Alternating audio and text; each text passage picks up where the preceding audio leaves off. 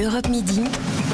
Romain Desarbres. Europe Midi, toute la semaine en direct de Roland-Garros. J'aimerais qu'on commence ce débat avec l'hôpital et les difficultés dans les services d'urgence. Il manque du personnel et certains services doivent filtrer leurs patients la nuit. C'est le cas à Bordeaux. On avait un reportage dans Europe Midi sur l'hôpital à Bordeaux qui doit filtrer ses patients la nuit hier dans Europe Midi. En réalité, c'est tout l'hôpital public qui est en crise. Est-ce que ça vous inquiète? Vous appelez le 3921 et vous réagissez. On en parle avec vous et avec Prisca Thévenot, porte-parole de la REM, et Julien Audoul, porte-parole du Rassemblement national. L'hôpital public en crise, c'est grave, Prisca Thévenot? Oui, effectivement. Est-ce que l'hôpital va mal? Effectivement, oui, c'est une réalité. Est-ce qu'il s'agit simplement de s'asseoir et de regarder le lait se répandre? Non, absolument pas. Et c'est la raison pour laquelle, dès le premier quinquennat d'Emmanuel Macron, avec Olivier Véran comme ministre de la Santé et des Solidarités, un plan Ségur a été mis en place, un plan Ségur colossal de 19 milliards d'euros pour répondre aux premières urgences, c'est-à-dire permettre à nos soignants d'exercer leur métier dans de meilleures conditions, avec des investissements des hôpitaux, avec du matériel renouvelé, mais également avec des revalorisations de salaires refaites. Est-ce que nous devons continuer? Oui, nous devons continuer, notamment parce qu'il y a une crise des vocations.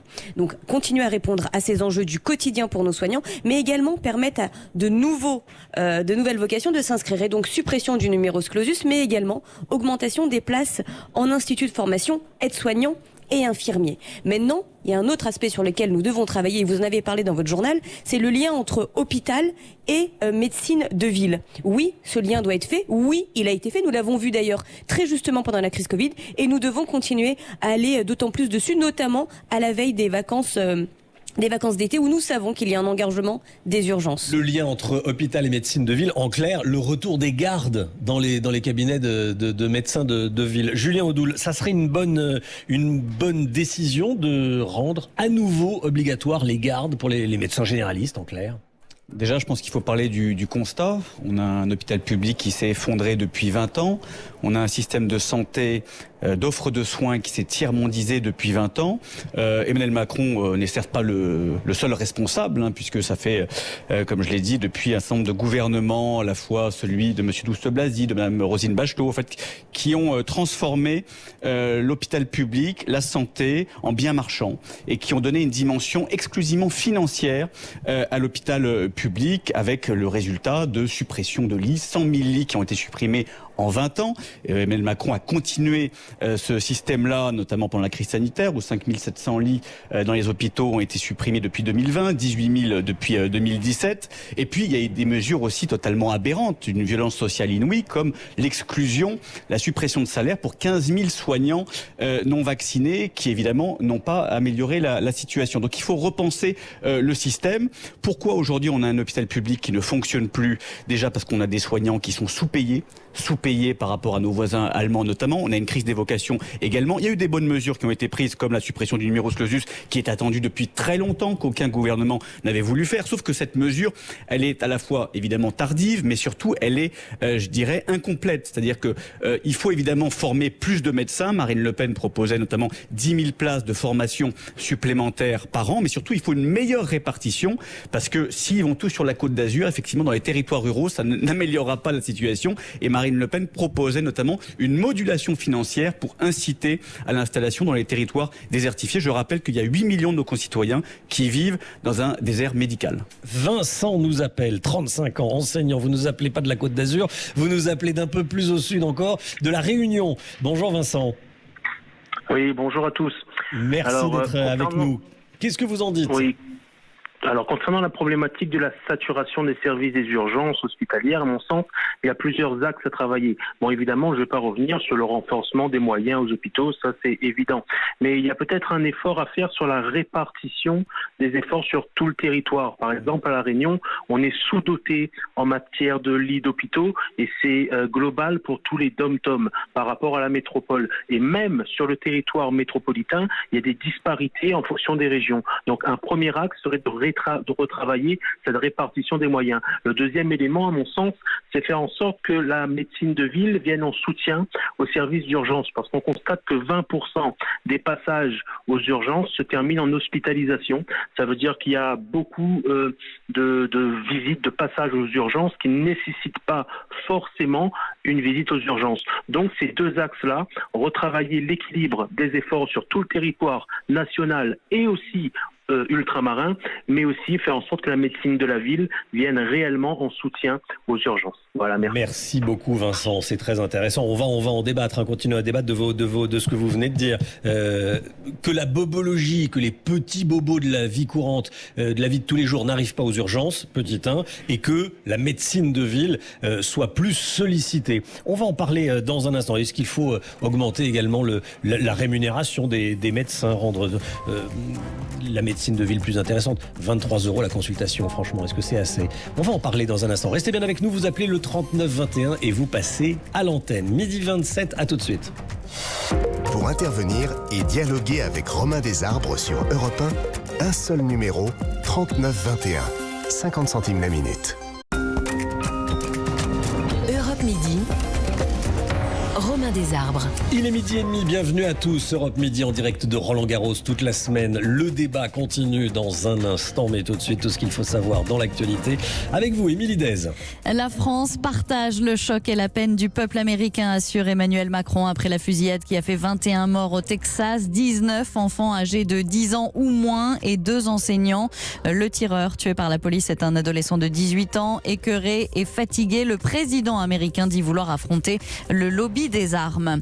Volodymyr Zelensky déplore le manque d'unité des pays occidentaux. Il fustige notamment la position de la Hongrie qui refuse à ce stade d'imposer un embargo sur le pétrole russe.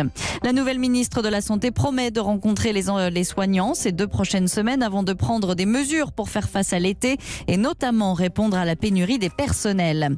La Haute Autorité de Santé recommande un nouveau rappel de vaccins anti-Covid à l'automne, seulement pour les personnes les plus à risque, notamment les personnes de 65 ans et plus, ainsi que les immunodéprimés. Perturbée par des manifestations, l'Assemblée générale de Total Energy a débuté ce matin avec un nombre limité d'actionnaires. Total Energy réuni pour valider son plan climat avec un objectif, atteindre la neutralité carbone en 2050. C'est suffisamment rare pour le noter. Une orque en très grande difficulté a été repérée dans la Seine à mi-chemin entre Le Havre et Rouen. Son pronostic vital est engagé. Et puis un mot de Roland-Garros où vous vous trouvez, Romain. Début du 2e tour aujourd'hui. La Française Elsa Jacquemot est opposée à la 21e mondiale sur le court Philippe Chatrier. Le match vient de débuter. Merci Émilie Dez, on vous retrouve dans une demi-heure à 13h pour le prochain point actu. À tout à l'heure. À tout à l'heure. Europe Midi, Romain Desarbres.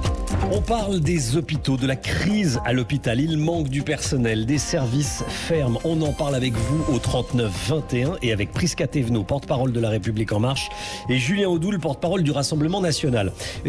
Pendant la publicité, j'étais en train de m'apercevoir, vous n'aviez pas répondu tous les deux à ma question. Est-ce qu'il faut rendre à nouveau obligatoire les gardes des médecins de ville? Ça a été arrêté, le caractère obligatoire des gardes des médecins de ville en 2003. Est-ce qu'il faut les rendre à nouveau obligatoires et bien les payer accessoirement? Prisca Thévenot.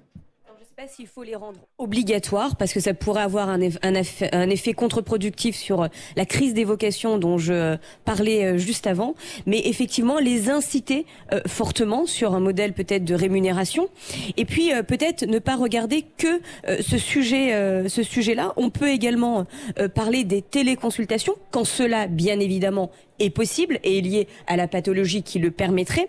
On a aussi des idées qui sont mises en place, notamment par la région Île-de-France, je suis conseillère régionale d'Île-de-France, sur permettre à des élèves en dernière année de médecine d'aller en renfort pendant les périodes estivales pour aider le service des urgences. En gros, ce que je suis en train de dire, c'est que je pense qu'il ne faut pas s'atteler et s'attacher à regarder qu'une seule solution.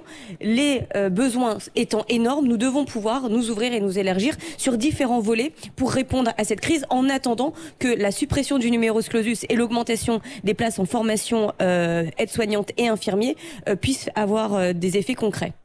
Caractère obligatoire des gardes, retour des gardes obligatoires ou pas, Julien Audoul?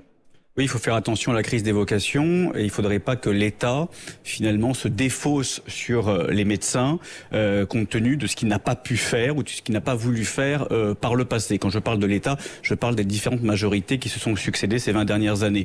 Attention à la crise des vocations, parce qu'il faut rappeler qu'il y a 12 000 démissions, il y a eu 12 000 démissions au premier semestre 2020. Il faut rappeler qu'il y a 40% des infirmiers qui veulent quitter leur job, qui n'en peuvent plus, qui en ont marre.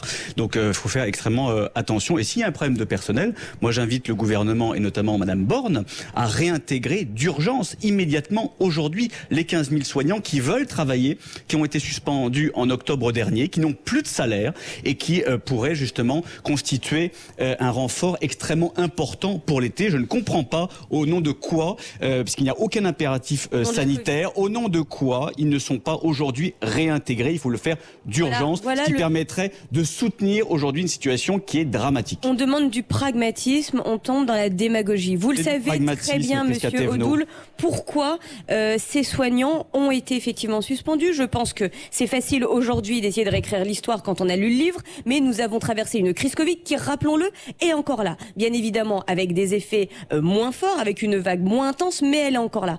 Et le devoir d'un responsable politique, permettez-moi de vous le rappeler, Monsieur Odoul, c'est de protéger les populations, toutes les populations. Et donc, rendre obligatoire la vaccination du Covid pour nos soignants, c'est effectivement protéger et sanctuariser les hôpitaux, mais également protéger nos soignants qui ont été en première ligne et qui ont été les premières victimes. Et le Rassemblement national, vous portez une lourde responsabilité. Ne vous énervez pas. Si je m'énerve, parce que c'est grave. Ne vous énervez pas, vous êtes très mal à l'aise avec ça, parce que c'est une mesure antisociale qui a été prise par votre gouvernement. Laissez-moi finir ma phrase. Il suffisait de tester les personnels à l'entrée de l'hôpital. Vous avez fait travailler les soignants qui étaient contaminés mais qui étaient vaccinés, ce qui était totalement aberrant d'un point de vue sanitaire. Pas en même temps. Il faudrait que je vous réponde. Monsieur Odoul, il aurait peut-être fallu, et oui, vous portez une grande responsabilité au Rassemblement national, notamment Marine Le Pen, sur le sujet de la vaccination. Vous n'avez cessé de faire l'anguille sur ce sujet-là. Si nous avions pu être unis sur le sujet de la vaccination, peut-être que les phases de vaccination se serait mieux passé. Merci. Est-ce qu'il y a un problème, on va revenir aux urgences, est-ce qu'il y a un problème de sélection aux urgences? On estime à 20% les soins non urgents. Faut renvoyer chez eux les patients qui viennent avec un petit bobo. Philippe Juvin, dans le Figaro, je lisais l'article, disait il y en a marre de ces gens qui se réveillent tout d'un coup parce qu'ils ont un bouton sur les fesses à minuit. Non, mais c'est pas des petits bobos. Moi, je réfute, voilà, cette Si. Non, attendez. Il y a des petits bobos, attendez. Pourquoi les gens vont aux urgences, notamment dans la ruralité? Parce que ça. Non. Pourquoi? Moi, je vois ce que je connais, notamment dans la ruralité, en Bourgogne-Franche-Comté. Pourquoi les gens vont aux urgences? Parce qu'il n'y a plus de médecins dans leur territoire. C'est tout. Donc, à un moment donné, il faut arrêter de dire, ah oui, mais il faut sélectionner. Ils vont aux urgences parce que ce sont les seules oasis d'un point de vue sanitaire. Donc, le mal, en fait, c'est le manque de médecins dans les territoires ruraux, c'est l'inégale répartition des praticiens sur l'ensemble du territoire. Et c'est pour ça que la mesure incitative, elle est urgente. Le numerus clausus n'est pas suffisant, mais c'est comme ça qu'on va pouvoir, finalement, désengorger les urgences. Alors, peut-être, évidemment, qu'il y a, dans certains endroits, de l'abus, mais d'abord, c'est tout simplement répondre au manque de médecins, chose qui n'a jamais été faite depuis des années. On a des territoires où vous n'avez pas de médecins, ou des territoires où il faut attendre 6 mois avant d'avoir un rendez-vous. Tout ça, c'est inacceptable en France en 2022.